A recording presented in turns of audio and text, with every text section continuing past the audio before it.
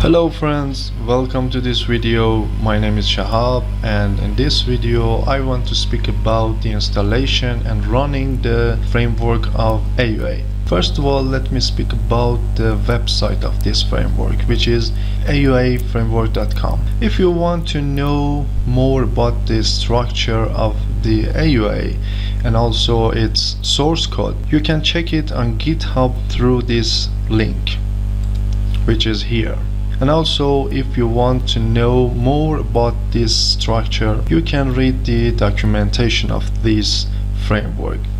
At this page you can find some items which are the concepts of the structure, and you can learn more about them. Now let me download the basic package of the structure. Here you can see 3 packages: basic package, which is free, full feature, and also the last package, which enables you to suggest and offer whatever you want due to your business, and the AUA team will prepare it for you. Here I want to download the basic package. At this page you can download the basic package through this link. I have already downloaded it. After downloading and extracting the file, you will have this structure. Now let me run the project by double clicking on this file.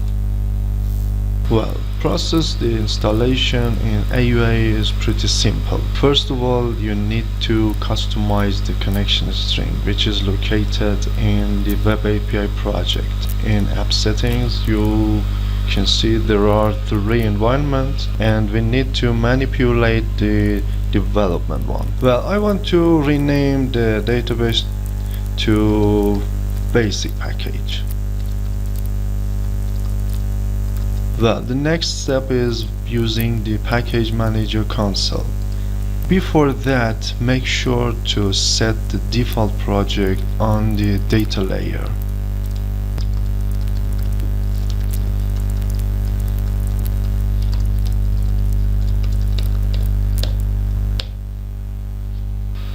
Perfect. Before updating the database, let me open up the SQL server. As you see, there are just 2 databases here. Now let me update the database.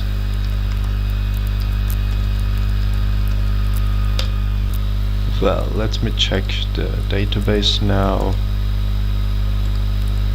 Perfect. As you can see, database is generated here. The AUA will generate a database with some default tables. These tables belong to accounting module.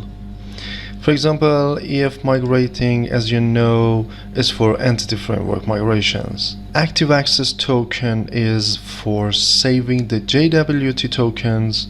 In case of expiring a token, it needs to refresh the token, and for this purpose we need this table. Inside the downloaded file you will find a folder under the name of _documents, and in it there are some documents about the tables and their diagrams. Based on this diagram, each user can have access to several roles, and each role can have access to several accesses. Well, let's continue. The app user table by default contains a user with username of admin and a hashed password, which is 123. Now let's run the project.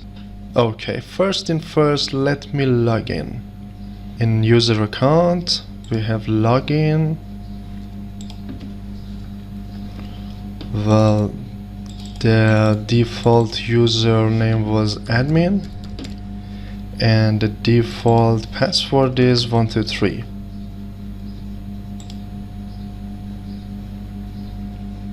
The first request is almost slow because all of mappings are creating.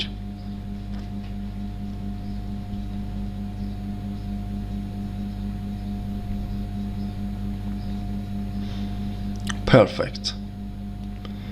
And you will see the response, which is success is true, there is no errors, The results are username, first name, last name, roles ID, and user access IDs. And there is an item which is refresh token. I will explain it later. And expires in item, which shows the date of the expiration of the token. And also there is an item which is necessary under the name of access token. We need this access token to access to other services. Now let me copy this access token. Now I want to get the list of the users. Here I need to paste that access token and execute. Perfect. The user which is the only user is showing now.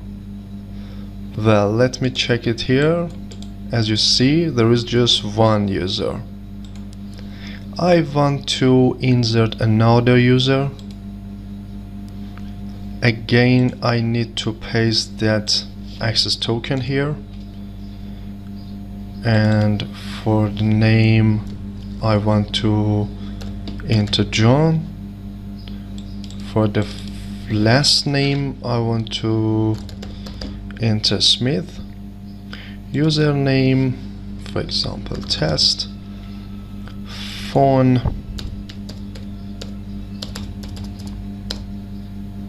And executing. Perfect. Let me check the database. No, the other user is entering here. Okay friends, I will continue on the next video. Thanks for watching.